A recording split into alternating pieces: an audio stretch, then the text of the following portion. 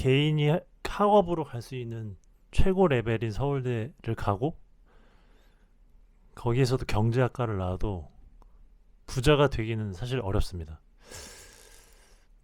그러니까 최근에 그 부동산 정책 국민 대토론회인가 이제 그거를 봤는데 이제 거기에 이제 대전에 사는 서울대 경제학과 교수가 나와서 한 얘기를 보고 한번 얘기를 해보려고 하는데요. 그 뭐라 그랬냐면 20년 전인 2005년에 대전에 내려와서 2010년에 5억 원짜리 아파트를 샀는데 그 집 아직도 5억 원이다. 일단 여기서 좀 짚고 넘어갈 게 2005년에 대전에 내려갔고 2010년에 5억짜리 아파트를 샀다고 했거든요. 근데 저는 이제 부동산을 2013년부터 했는데 부동산 투자를 2013년에 시작했는데 2010년에 5억이면 사실 굉장히 비싼 아파트였거든요. 어, 2013년에만 해도 저기 서초구나 이제 뭐 그쪽에 보면 신축 빌라 방 3개짜리가 3억 후반, 뭐 3억 중반. 거기다 대출 규제도 없었으니까 대출 뭐 70% 80% 이렇게 받으면서 살 수 있었는데 2010년에 5억 원이면 대전에서는 꽤 좋고 그 사이즈가 큰 아파트를 샀다고 생각하거든요. 근데 그 집이 아직 5억 원이다. 그러니까 일단 그 시기에 대전에 내려간 것도 자기 스스로 내려갔고 5억짜리 아파트를 샀다. 산 것도 자기가 산 거잖아요. 그 다음 얘기는 뭐라 그랬냐면 그러나 저는 불만이 하나도 없다. 그런데 서울에 살지 않으면서 서울에 집을 사는 사람들이 불로소득을 어마어마하게 누리는 것을 보면서 나도 이제 떠야 하나 이런 생각을 하게 됐다. 라고 하는데요. 그러니까 여기서 사실 이 사람의 말을 좀 걸러서 봐야 되는 게 불만이 하나도 없다. 라고 했으면 어, 서울에 집을 사는 사람들을 생각할 필요가 없거든요. 근데 이 사람은 실제로 2005년에 대전에 내려올 때부터 계속 불만이었던 거죠. 그러니까 2005년부터 2020 현재 26년이라고 했으면 거의 20년을 불만을 갖고 산 거거든요. 그러니까 만약에 이게 불만이 없다고 하면 자기가 대전이 얼마나 좋은지를 얘기하고 뭐 서울에 비해서 뭐 대전이 뭐 낙후됐다고 하면 대전에서 뭐 기업을 좀 유치해 준다고 한다거나 아니면 뭐 이런 얘기를 하는 게 오히려 또 사실적이라고 생각하는데 이 자기가 5억짜리 아파트를 그 당시에도 선택해서 샀고 그것도 대전에서 꽤 좋은 거를 샀음에 불구하고 불만이 하나도 없다라는 거는 사실 자기를 계속 속이는 거거든요. 근데 이제 그와 별개로 서울에 있는 사람들이 집값이 오르는 걸 보면 강력한 부동산 세제가 나오면 좋겠다라는 말을 했어요. 그러니까 이게 이 사람은 일단 자기를 속인다. 1번. 불만이 하나도 없다라고 하는 자기를 속인다. 2번. 자기가 선택한 거에 대한 책임을 지지 않는다. 왜냐면 대전에 간 건 자기 선택이고 아파트를 산 것도 자기고 그리고 20년을 대전에 거주하는 것도 자기 선택이거든요. 이 조선시대가 아니기 때문에 스스로 선택이 가능한 시대니까 원하면 서울도 갈 수도 있고 뭐 대구도 갈 수 있고 뭐 캐나다도 갈 수 있고 한데 마치 자기가 대전에 무슨 발이라도 묶인 것처럼 그냥 사는 건데 그 행복하게 살면 그냥 끝나는 건데 괜히 서울에 사는 사람들 20년 동안 비교하면서 자기는 불만이 엄청 많은데도 불만이 하나도 없다고 자기를 속이는 거 보면 이 사람 말은 사실 대부분 걸러야 들어야 되는 거고 뭐 서울대를 간 게 뭐 학번을 보면 이제 95학번 정도 되는 것 같은데 사실 그러니까 90년대 학번인데 자기가 이제 그런 뭐 경제학과 교수 자기도 나름 엘리트 출신인데 자기보다 공부를 못했고 자기가 떨어진 애들이 자기보다 더 뭐 아파트 하나로 부자가 되는 거에 대해서 굉장히 반감을 갖고 있는 거죠. 그러니까 기준이 자기라는 거고, 그리고 실제 자기를 속이는 거고, 불만이 하나도 없다고 했으니까 이 글 자체는 100% 불만이거든요. 뭐 그래서 뭐라 그랬냐면 이렇게 얘기를 했습니다. 그래서 근데 이제 이 중요한 거는 우리는 저분에게 대전에 집을 사라고 아무도 이렇게 몰아가지 않았어요.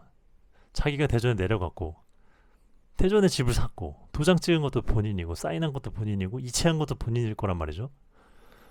그리고 실제로 대전을 가보신 분은 알겠지만 대전 자체가 막 그렇게 사실 떨어지는 인프라는 아니거든요.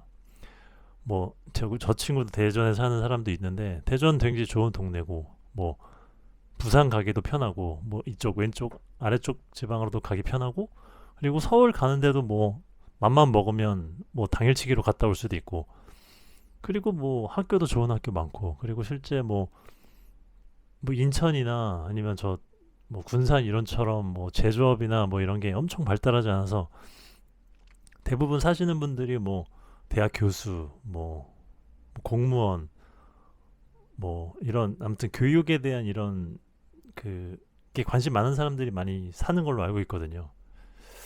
그래서 결국은 자기가 가장 선택을 해서 자기가 좋은 선택을 한 거거든요, 자기가. 근데 이런 얘기를 하는 게 사실 전혀 우리 입장에서 와닿지 않는 거죠. 왜냐면 대전을 우리가 가락한 게 아니니까 우리가 무슨 조선시대처럼 잘 서울에 살고 있던 사람을 대전에 가가지고 뭐 유배를 보낸 것도 아니고 그러니까 자기가 선택한 거라는 걸 까먹는 것 같아요, 자기가. 그리고 아까 말한 것처럼 자기가 선택했는데 이 사람의 이 태도는 대부분 타인에 대한 불만을 얘기해요. 그러니까 자기가 선택했으니까 다음엔 이런 선택을 하고 이런 선택을 해야겠다. 그리고 지금 뭐 90년대생 학번이니까 아직도 이렇게 실제 필드에서 일할 수 있는 시간이 굉장히 많거든요. 뭐 요새는 막 90살 넘어서도 일하시는 분들이 있으니까. 그러니까 자기가 대전에 사는 걸 원하지 않으면 대전 밖으로 나가는 건 얼마든지 할 수 있는데 그리고 자기가 선택했기 때문에 그 선택을 바꿀 수 있는 것도 자신인데 계속 뭐 집값이 비싼 서울 때문에 내가 대전에 있다. 서울에 뭐 집이 비싸기 때문에 대전이 싸 보인다. 약간 이런 식으로 이게 계속 사회 혹은 환경 혹은 뭐 뭔가 이렇게 타인을 탓하는 경향이 있거든요. 근데 이게 저도 어릴 때는 누구나 이런 경향이 있는데 왜 사람이 이렇게 되냐면 그러니까 항상 자기 위주로 생각하기 때문이에요. 그러니까 서울대 교수 서울대 경제학과를 나온 나는 엘리트임에도 잘 안 되는 거를 잘못했다고 생각하는 게 사실 맞잖아요. 근데 내가 위주기 때문에 내가 무조건 옳고 나 말고는 다 불공정하다라는 이런 생각을 하게 되는 거죠. 그러니까 일단 똑똑하기 때문에 자기가 엄청 최고라고 생각하면 이렇게 인지부조화라고 하나? 약간 이런 쪽으로 빠지게 되는 것 같습니다. 뭐 그리고 일단 제가 추천드리고 싶은 방법은 지금 대전의 집을 월세로 바꾸고 어떻게든 서울에 뭐 집주인 근저당을 설정해서라도 서울에 가야 되는 거 아닌가. 왜냐면 이렇게 계속 대전에 계시면 성격이 아주 더러워질 것 같거든요. 그리고 계속 불만만 쌓이고 뭐 아무튼 그렇습니다. 그리고 여기서 이분이 말한 게 뭐냐면 자기네 집이 5억이기 때문에 5억 넘는 아파트 그러니까 여기서는 10억이라고 그랬는데 10억 넘는 아파트는 보유세를 올려야 된다 이렇게 얘기했는데 사실 5억짜리 집이 있는 사람이 알면 얼마나 알겠어요. 어? 그리고 대전에서 20년 동안 살았으면 대전밖에 몰랐을 텐데 딱 20년 후에 정신 차려보니까 서울에 아파트가 많이 올라 있어. 근데 20년 동안 이걸 본 사람들은 대부분 뭐라고 하냐면 저도 뭐 그렇게 생각하지만 그래서 10억 넘는 아파트에 보유세를 올리면 집값이 떨어지냐 아니면 뭐 자기네 집값이 올라가냐 사실 전혀 그런 건 없거든요. 그러니까 그냥 자기가 5억이기 때문에 10억인 아파트는 비싼 아파트는 보유세 부과 부과해야 내 마음이 편하겠어. 왜냐면 나만 망할 수 없으니까. 자기 인생이 망한 거를 자기가 아는 거예요. 나이가 지금 이제 그 90년대 중반 학번이면 좀 있으면 60이 될 텐데, 그러니까 60이 가까워지는데 자기도 나름 엘리트의 삶을 살았다고 생각하는데 이게 너무 하찮아지는 거죠. 그러니까 사실은 그냥 서울 신경 끄고 대전에서 열심히 행복하게 사는 게 이 아줌마, 이 여자분, 이 서울대 경제학과 나온 이분의 어떤 가장 좋은 베스트거든요. 만약에 보유세를 올린다고 치면 결국은 서울 아파트는 더 오릅니다. 그리고 더 자기의 인생은 힘들어지고 자기의 열등감은 더 커지고 자기의 불만은 더 커질 거예요. 근데 자기는 끝까지 자신은 불만이 하나도 없다라고 자신을 끝까지 속이겠죠. 그래서 아무튼 결론적으로는 이게 가장 힘든 건 내 집값도 떨어지고 타인의 집값도 떨어지는 게 제일 베스트인데 사실 세상 그렇게 되지 않죠. 항상 나보다 더 잘 되는 사람이 있고 나보다 학력이 낮음에도 더 잘 되는 사람이 있고, 반대로 얘기하면 내가 학력이 높으면 무조건 잘 된다고 생각하면 모든 부는 미국의 뭐 스탠퍼드 대학교나 하버드 대학교 있는 사람들이 다 가져가겠죠. 근데 사실 또 그렇지도 않잖아요. 그러니까 이게 얼마나 공평한 거라는 거를 사실 자기가 알아야 되는데, 공평이라는 게 결과의 공평이라고 항상 이렇게 생각하는 것 같아요. 이런 서울대 출신 사람들은. 그러니까 내가 이렇게 안 좋아졌고 내가 그냥 제자리인데 나머지도 다 망해야지 무슨 소리야? 이런 식으로 생각하는 게 이 대화의 본질인 거죠. 그러니까 결론적으로는 서울대를 나온다고 해서 똑똑한 것도 아니고 자본주의에서는 부가 그 사람에게 가지도 않는다. 물론 서울대를 나오면 취업이 쉽고 혹은 뭐 어떤 일자리에 대해서 신뢰도가 올라가기 때문에 그 사람을 고용할 확률이 올라가고, 그리고 뭐 어디 가서 명함을 갖고 얘기하기도 굉장히 쉽긴 해요.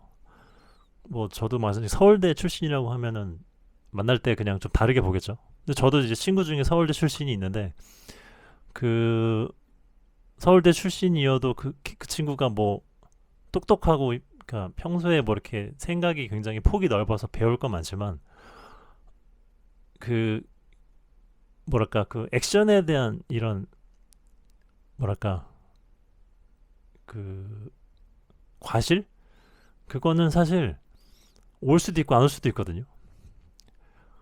사실 액션 하는 대로 나오는 것 중에 저는 크게 두 가지가 있다고 보는데, 하나가 이제 이분이 선택한 고학력의 길, 그리고 두 번째는 운동하는 길. 그러니까 운동은 하면 할수록 확실히 자기에게 운동하는 양과 비례하게 똑같이 이제 그 몸의 어떤 퍼포먼스라든가 이런 게 좋아지고, 공부도 마찬가지로 열심히 한 사람이 결국은 그러니까 시험 성적이 좋게 나오잖아요. 시험 성적은 랜덤이 아니잖아요.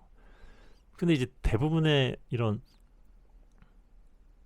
서울이 대전보다 좋아진 것도 사실 뭐 그거는 이제 어쩐 정책의 결과도 있지만 집값이 이렇게 된 건 막 여러 복합적인 요인이 많거든요.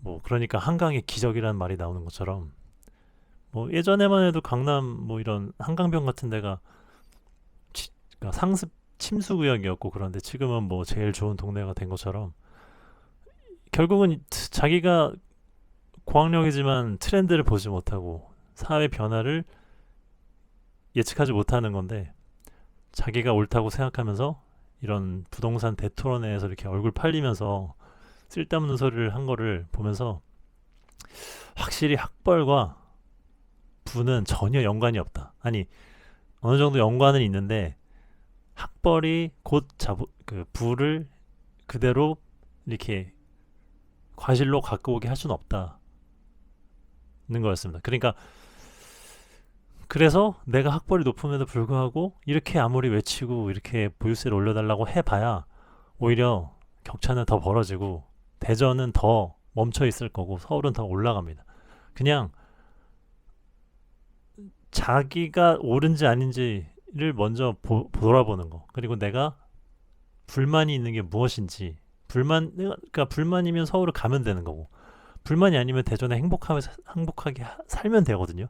근데 대전에 사는 게 행복하지 않아서 서울에 있는 사람을 괴롭히는 거는 자기도 불행하고 오히려 그로 인해서 그 사람 이 서울에 이제 뭐 부동산을 갖고 있는 사람이라든가 시장은 더 반대 급부로 더 이렇게 센 에너지가 발생하는 거죠. 그러니까 오히려 서울을 이렇게 누른다고 대전이 좋아지는 게 아니라 대전은 더 안 좋아지고 서울이 더 좋아지겠죠. 왜냐면 그러니까 경제는 생물이니까 생물은 그렇게 될 확률이 높거든요.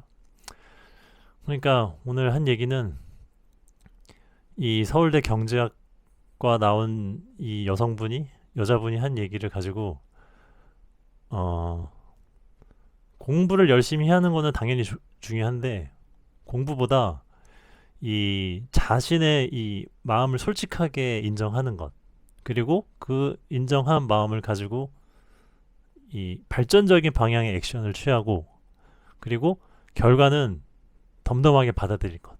왜냐면 결과를 부정하면 절대로 앞으로 나갈 수가 없거든요. 세상을 바꾸기 전에 먼저 자기 생각이나 자기의 행동을 바꾸는 게 중요하다고 느낀 하나의 이벤트였습니다.